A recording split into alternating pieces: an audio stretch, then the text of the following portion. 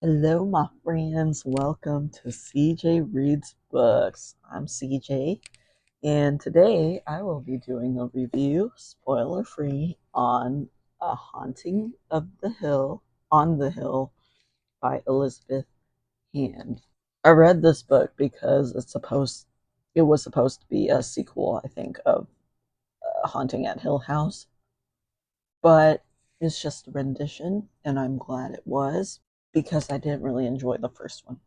The original one was just it was hard to get through and didn't have any aspects of scary or horror in it, and this one was much better,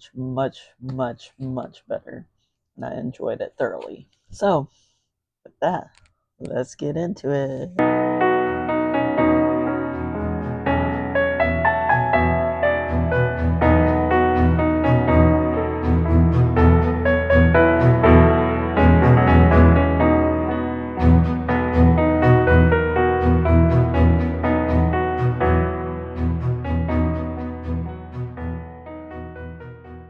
So this genre is listed as horror, dark, mysterious, tense, etc. I enjoyed it. It did give an aspect of scary that Haunting at Hill House did not, and the plot was a little better constructed than that as well. So through the first part, you already have the main character going through an existential crisis. She is a playwright. Her girlfriend, yes, it is LGBTQIA. Yes, I love it so much. When I found that out, I was like, yes, I'm so excited. You don't see much of our representation anywhere, so that excited me a lot. So yeah, for this book, I was very note heavy. I'm glad I wrote a lot of notes though because it's a fantastic book. And the one other thing I loved about this book is it had short chapters. Short chapters, I guess, it makes me feel like I can read more than one, which makes me feel like it's like one more chapter kind of thing. You know, it makes the one more chapter concept easier to grasp and easier to handle. So that was cool. Page 19, we already have a quote with all these voices in your head, you long to hear the words. And I thought that was cool because the main character is a playwright and has a lot in common with me. Personality wise, not so much, I don't think. And the characters are also different. And their personalities are also different. It it just it keeps you on your toes a lot as the story unfolds. Now, the one thing that I didn't like about the book was the POV switches. It goes from first person, uh, from the eyes of the main character, to third person from the eyes of any of the other secondary characters. And it just drove me nuts because it took me a while to realize who was talking and who was figuring stuff out, and it was frustrating to the point where I was just like I was like author would write I, and then I would be like, wait, who's I? And I'm like, oh wait, the main character's I, but who's this person that's talking then? So yeah, in a book or a movie, I guess any media source really, people are so stupid about ghosts and spirits. It's like they don't take that seriously. They do, but they don't. Like if I was in a real life situation where I was in a haunted place and I knew it was haunted, I would be like, eat, go, bye, Felicia. Yeah, they couldn't pay me to stay. No, screw that. So yeah, I love this rendition. Maybe because it's more modern, it is set uh during the pandemic, so we kind of got to see um how the characters were affected by that in real time. So it was really cool to see instead of like, oh, the old Hill House story where it was just four people thrown into the house at no apparent reason. There was a plot buildup in this book, which was awesome, which was better than I had thought that it could be. And on page 42, there is a reference to The Shining, the book The Shining, and the movie, I guess. So I thought that was pretty cool that she threw that in there, because it was just after reading all these other stories and like absorbing all this, it's fun to see that people reference uh, books and quotes from other works of media, which is really awesome. So I feel like the one takeaway from this book is that it's too structured. I feel like she outlined the book and then wrote it immediately via the outline and was like, A, this happened. B, this happened. C, this happened. And got better, I think, at towards the end of the book, which is why I had such an easy time reading it, because it took me about 2 days to get through the middle of the book, and then it took me like a day to get through the end of the book. It was a lot better.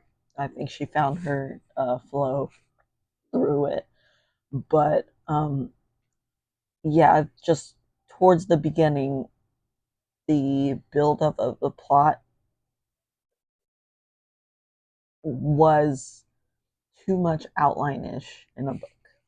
You know, it was too like, this happened first, this happened second, this happened third, this happened, and lastly this happened. It's like the essay that they all teach you how to write in school when you're in middle school and stuff, but we don't really follow that because people don't really read like that. So yeah, there is a little, to me, in my opinion, there is too much foreshadowing. um it's a scary novel. We already know that there's going to be something going on. Um, the ending was unexpected, and I wasn't expecting that to happen.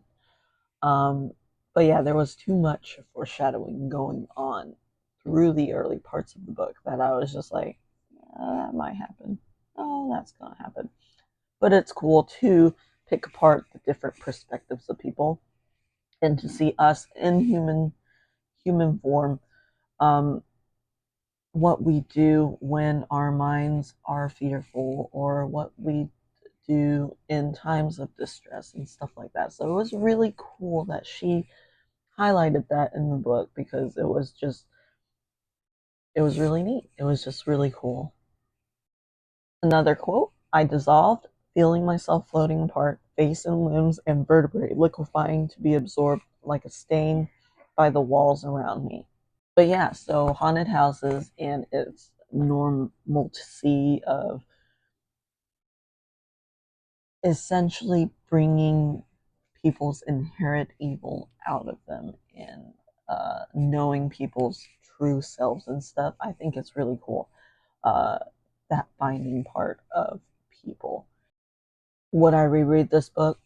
Probably. It's a good book. It went by really quickly, so I wouldn't mind rereading it. I did give it a 3 out of 5 stars because of the outline part, but it did get creepier towards the end. So that's what I was struggling with, giving it a 2 stars, but then it did get creepier in the end. So I was like, yeah, 3 stars. It's a good middle ground for you right now. So that's my take on it. If you have any comments or any questions or anything that you would like to discuss with me, put it down below in the comments. I'll be sure to respond and give you my take on it, and we can banter a little bit in the comments. It's alright. But if you're new here, please click all the buttons, like, subscribe, share, all that good stuff. Um, if you like my reviews, I don't do any pity charity parties or anything, but my Discord is down below. It has book stuff, it has video game stuff, it has regular random stuff. It's still growing, so we might be the only two in there for a while, but making friends, that's how you start, right? And then down below, also, if you want to support me even more, I do have an Etsy account. I do sell blind dates with the books. Um, and they are decently cheap as far as pricing goes. So if you do want to support me in anything, right now we're trying to build a house on my property. so that we can live there next year, feel free to get a couple books, make me work for them. All right. So thank you so much for joining me on my adventure of these book reviews. This has been so much fun. I enjoy reading the books, but I think it's talking about the books and learning to talk about them that makes it a little more exciting. It makes this process worth it, although reading is worthy all in itself. So, y'all know what I'm talking about. But thank you. Click all those buttons like, share, subscribe, and I hope to see you in the next one. Bye.